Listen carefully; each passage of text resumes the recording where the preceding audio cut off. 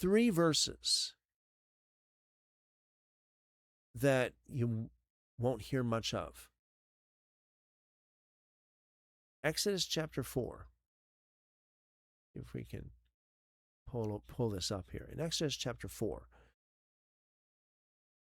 Moses has just been commissioned. He's on the road back to Egypt with his wife and his sons, going to do the thing that God told him to do. And then we have this in verse 24. On the way at a lodging place, Yahweh met Moses and wanted to kill him. What's this all about? Then Zipporah took a flint and cut off the foreskin of her son and cast it at his feet. And she said, surely you are a bridegroom of blood to me. So he let him alone. Then she said, you are a bridegroom of blood because of the circumcision. Yeah, very notoriously hard passage here. The Lord met him and sought to kill him. Like, just it seems like out of nowhere, right? It's just, what's going on here? Isn't this God's man? No warning, no reason given. God sends a man on a mission and then ambushes him at the roadside and tries to kill him. And Zipporah takes a flint, circumcises their son, touches Moses with it, and it stops. 3 verses. That's Exodus chapter 4, verses 24, 25, and 26. And then the narrative just carries on as if nothing happened. In verse 27, back to business as usual. So, I mean, I've heard a lot of sermons in my life, and I've never once heard a sermon on that passage. Have you guys ever, going to church? Have you ever heard a sermon on that passage? I think a lot of pastors don't want to touch it. Now, our author has to walk through this. The author of Jubilees has to walk through this. He's going chapter by chapter. What's he going to do with this passage? Let's have a look at this.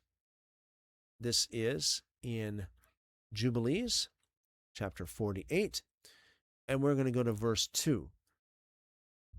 And you yourself know what he spake to you on Mount Sinai, what Prince Mastema desired to do with you when you were returning into Egypt, on the way when you did meet him at the lodging place. He did not with all his power seek, did he not with all his power seek to slay you and deliver the Egyptians out of your hand when he saw that you were sent to execute judgments and vengeance on the Egyptians? Here we go again. Mastema. See what the author did here? Mark it up again, tally it again. This is what he did. Just like he did it twice with the whole Sarah is my sister thing. So he did it twice here too. So we have a pattern. So in Genesis, the Lord sought to kill Moses, and all of a sudden that becomes, no, it's Prince Mastema. Prince Mastema that sought to kill him. Same road, same night, same story, same rescue, different hand on the knife. So that's what you call reattribution. Or would you say, is that a contradiction? And it all depends on how you interpret that.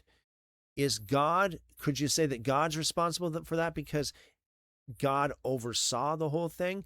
Maybe God sent Mastema to him? Or are you going to just put it all on Mastema? There's a thing called the Adeka. All right, in the Adeka, God stayed in the story. He permitted, he tested, and he spoke at the end. Only the proposal moved. That's clean retribution. Here, the Lord is the actor in the verse. And in Jubilees, the Lord is simply not there. He hasn't been demoted from, proposer to permitter. He's been replaced altogether. So this one sits right on the line between tool 4 and tool 5 in our tools there over on the left. And I'd argue that either way, depending on how you interpret that, it's not really a failure of the tool. That's what tools are like. 5 categories with hard edges would be a filing system. 5 categories with soft edges is a way of thinking. And the interesting cases are always the ones that land on a boundary. If a framework never makes you uncertain, it isn't doing any work. So here's a question. Is Mastema just Satan?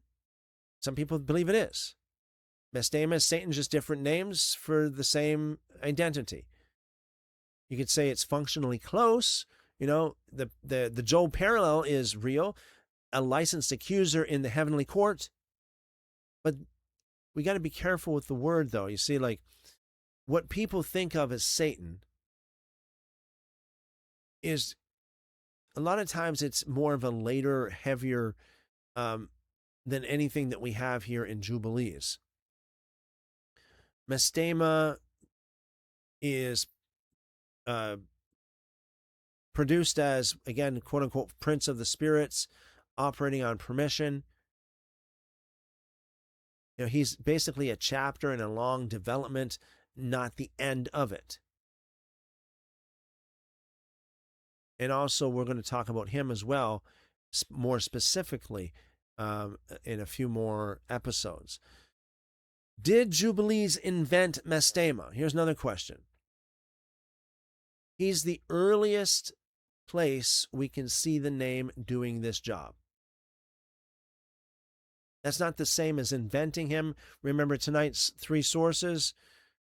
You know, there's related material in the Enochic literature, and, you know, the general idea of an accusing figure is older, but the earliest visible isn't the same as the origin.